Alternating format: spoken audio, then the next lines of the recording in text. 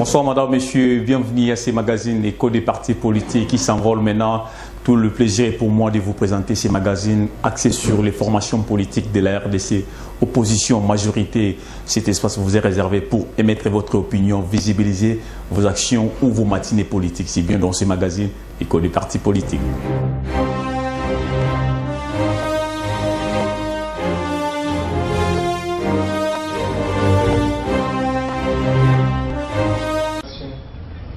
Bonsoir madame, monsieur, bienvenue à ces magazines Écho des partis politiques, le seul magazine qui est centré sur les partis politiques de la RDC. Nous vous permettons pour émettre, nous vous donnons cet espace pour émettre votre opinion, visibiliser vos matinées politiques, visibiliser tout ce que vous entretenez, tout ce que vous avez comme activité politique. C'est le seul espace qui vous est réservé pour en visibiliser. C'est bien dans ce magazine Écho des partis politiques. Aujourd'hui, nous recevons pour vous un cadre du parti MPCR, de Jean-Claude Vouemba, qui va nous parler en long et en large de son parti politique et puis nous parler des perspectives d'avenir de son parti.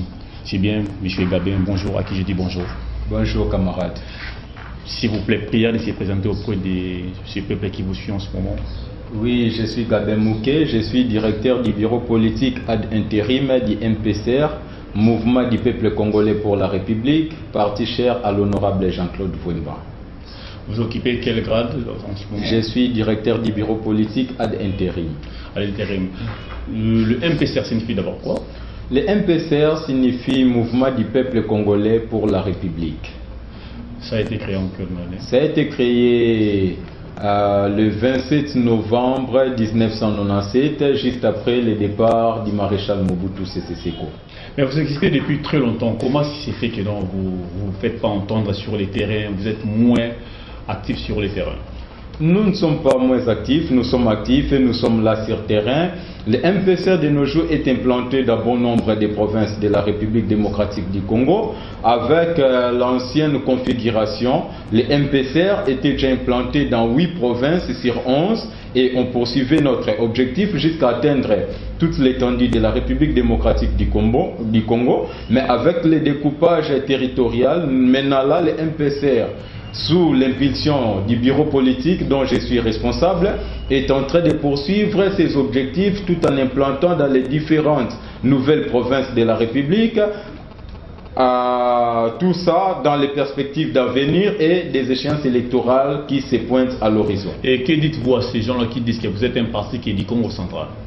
Bon, c'est la façon de voir des uns et des autres. Le MPCR est implanté partout de nos jours ici. Si vous allez au nord Kivu, vous verrez le MPCR. Si vous allez au sud Kivu, vous verrez le MPCR. À Maniema, nous sommes là. Nous sommes même dans le territoire de Chabunda. À Butembo, le MPCR existe et fonctionne. Le MPCR est en train de vibrer. Et d'ailleurs, ce n'est pas longtemps, comme vous le savez. L'année passée, il y a les amis du MPCR Butembo qui ont été enlevés par les officines du pouvoir à Butembo. Et l'année coulée, il y a des amis de Chabunda qui ont été arrêtés et grâce à l'intervention de notre président national, l'honorable Jean-Claude Vouemba et des autres organismes des droits de l'homme, les amis ont été libérés. C'est-à-dire, je voudrais souligner un tout petit peu que le MPCR n'est pas un parti politique du Congo central. Au sein du MPCR, nous avons toutes les provinces et nous sommes implantés dans bon nombre de provinces de la République et nous nous faisons voir. Mais sauf que nous ne travaillons pas comme d'autres personnes. Nous avons notre façon de travailler, mais au temps opportun, les gens vont voir les fruits sur terre. Dites-nous d'abord, les MPCR en dehors du Congo central, quelles sont d'autres provinces que les MPCR a ressorti aussi ses élus? Bon, jusqu'à la preuve du contraire, les MPCR a des députés nationaux. À savoir, vous existez depuis 1997. Bien sûr, nous existons. Vous existez depuis 1997, s'il vous plaît, mais vous n'avez que des députés. Exactement, nous existons depuis 1997, mais nous avons des députés, bien sûr, 21 ans. Donc, bientôt là, nous allons fêter notre 21e année.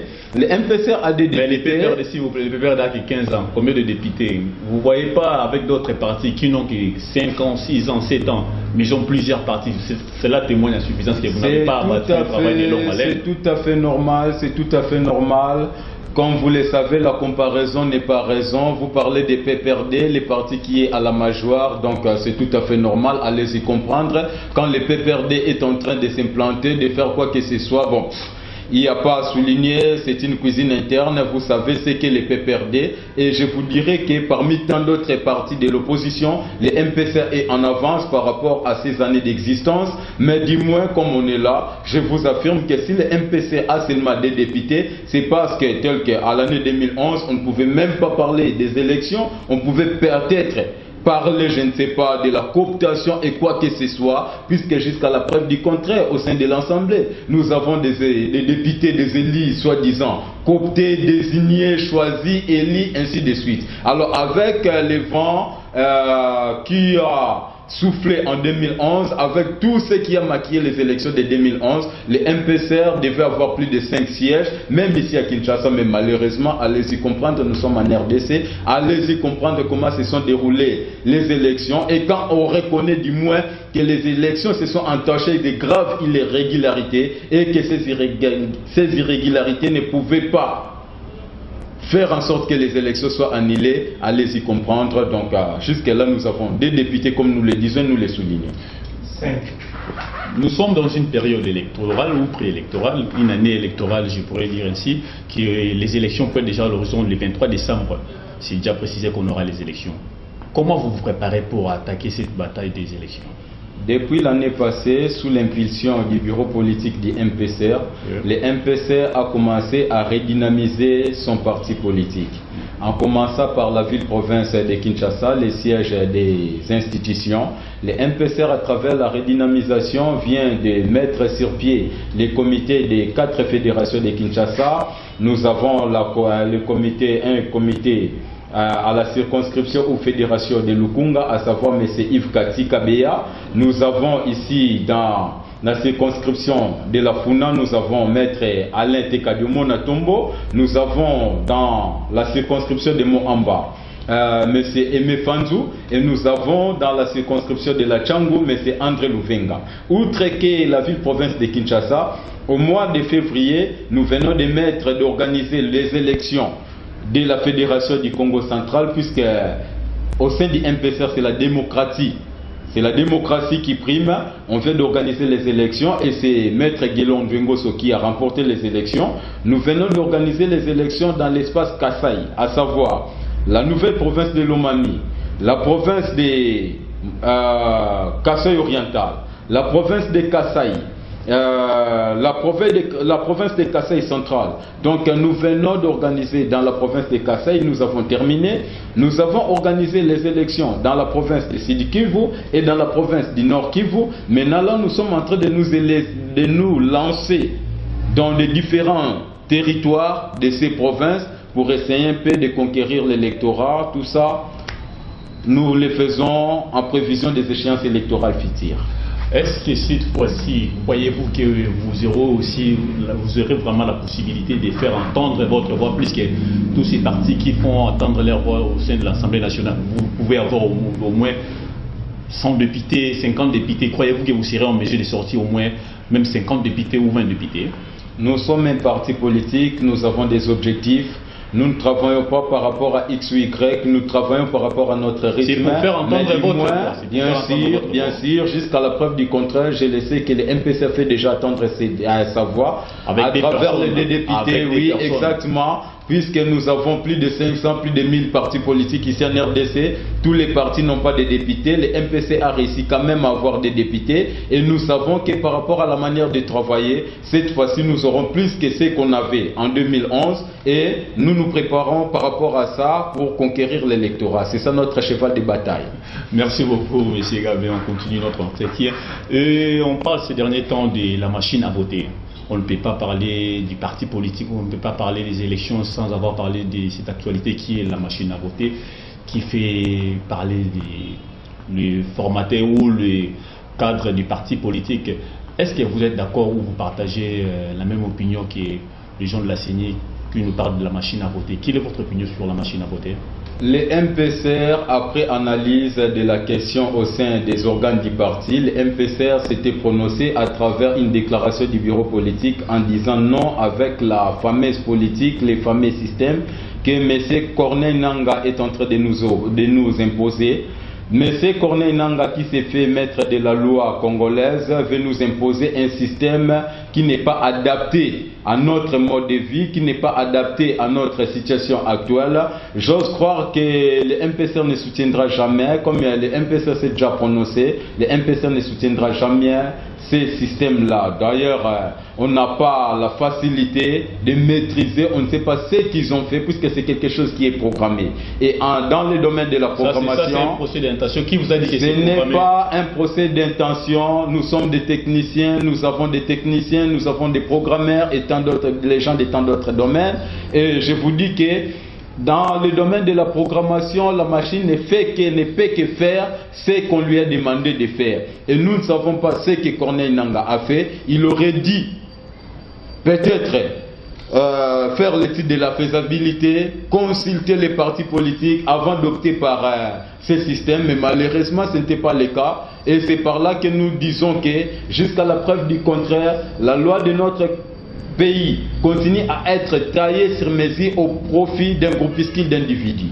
Mais apparemment, vous, l'opposition, vous aimez une chose et son contraire, dans la mesure où, si vous demandez des élections, on vous propose un plan qui va nous amener aux élections, un chemin, un raccourci. Vous n'aimez pas. Si on vous propose un long chemin, vous n'aimez pas. Mais qu'est-ce que vous voulez en fait? On vous propose la machine à voter, non. On sort un calendrier qui va nous amener aux élections, non. Mais qu'est-ce que vous voulez en fait?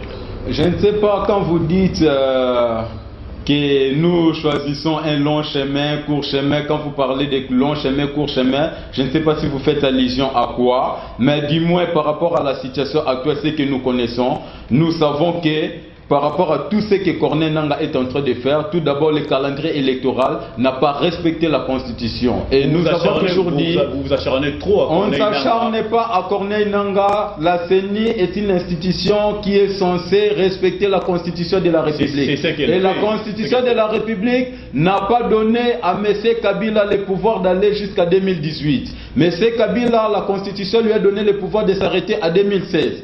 On a eu une convention, on a créé une norme, on a mis sur pied un système institutionnel conventionnel qui était basé sur les accords de la Saint-Sylvestre. Ce système a permis à M. Kabila d'aller jusqu'à la fin de l'année 2017. Et aujourd'hui, là, le pouvoir est illégitime et illégal.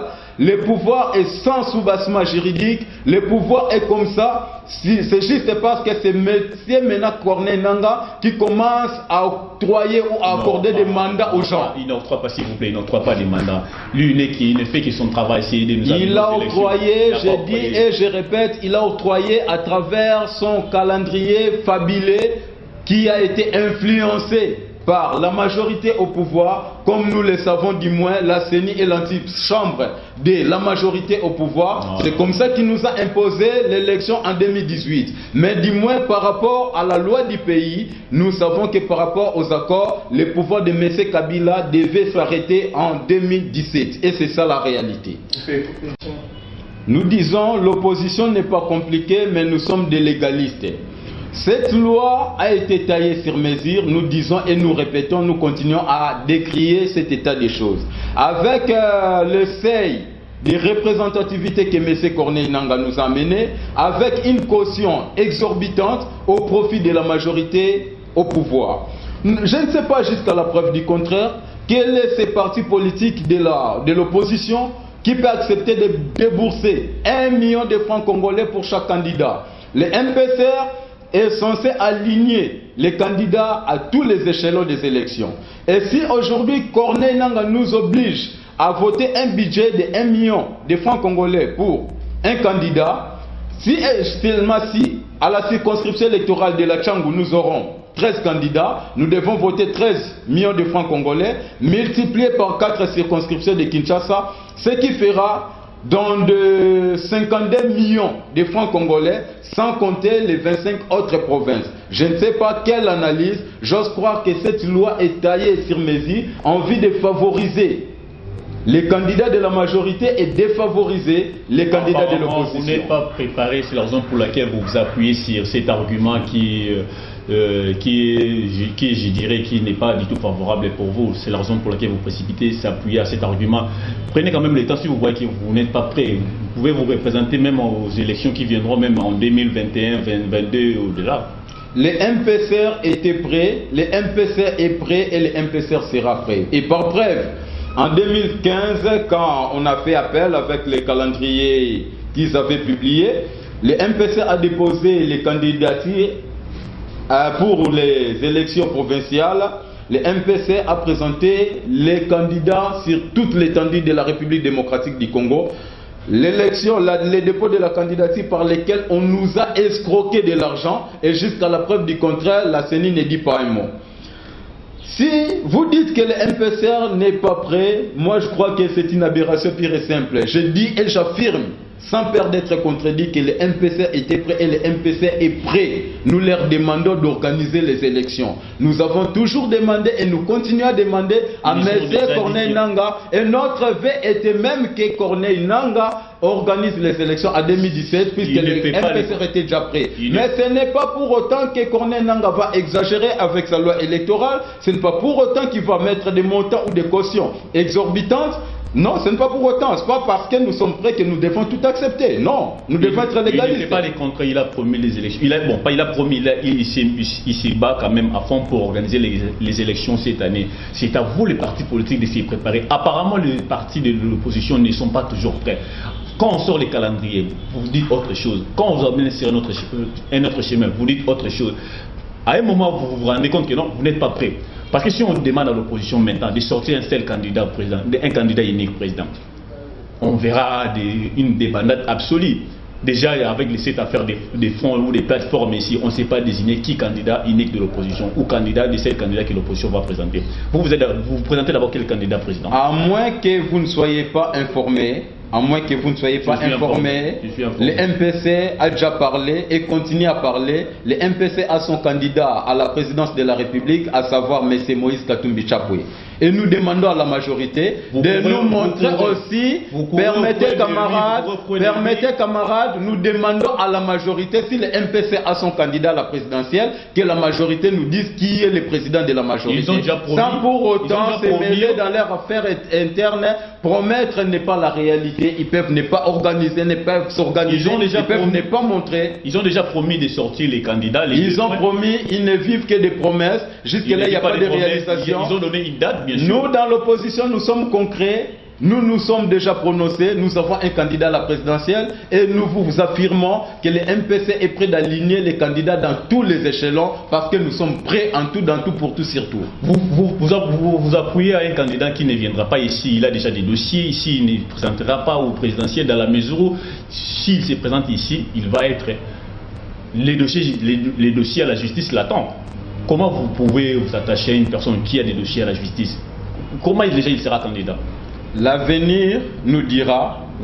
L'avenir nous dira. Certainement. Nous n'avons pas besoin de beaucoup parler par rapport à ça. Comme vous le savez, la politique n'est pas statique, la politique est dynamique. Nous évoluons, nous vous affirmons que nous avons choisi et nous avons plébiscité Moïse Katumbi comme président ou candidat président de la République au nom et pour le compte. Au cas où il ne se présente pas. Au cas où il n'y a pas de plan B, il n'y a pas au cas où nous vous disons c'est Moïse Katumbi que nous soutenons et il sera là, il va postuler à la présidence de la République. Mais vous recourez au peu de lui parce que vous savez qu'il a quand même des moyens qui vont vous financer. Ni tété, si là vous allez vous appuyer. Qu'est-ce qui vous a poussé? Qu'est-ce qui vous a poussé d'aller s'attacher à Moïse? Dites-nous d'abord la raison pour laquelle vous êtes allé s'attacher à Moïse. Comme vous le savez, le MPCR, c'est un parti qui existe depuis 1997. À ce temps-là, M. Moïse Katumbi Chapwe n'était pas encore dans la scène politique. Mais comment vous êtes allé? S'il vous plaît, vous avez posé la question, donnez-moi le temps de répondre. En 2006, le MPC a présenté les candidats et par preuve, notre président national Jean-Claude Wemba et député national depuis 2006. À ce temps-là, ce n'était pas sous la perfusion de M. Moïse Katumbi Chapwe. En 2011, le MPC a présenté les candidats à la députation nationale et dans bon nombre de provinces. À ce temps-là, nous avions 8 provinces. Le MPC était implanté. Nous avions disposé des moyens nécessaires sans que M. Moïse Katumbi ne vienne financer. Et cette fois-ci, nous plébiscitons Moïse Katumbi comme candidat président, non pas à cause des finances, puisque le MPCR a existé avant que Moïse Katumbi Chapwe ne soit dans l'opposition. Mais vous étiez à l'opposition avant lui. Comment quelqu'un qui vient à peine d'entrer à l'opposition, vous le plébiscitez comme étant candidat? Vous-même, vous êtes incapable de sortir un candidat présidentiel. Comme vous le savez, la politique est dynamique. Au sein de l'opposition, l'honorable Jean-Claude Vwemba a toujours milité afin qu'il n'y ait qu'un seul candidat.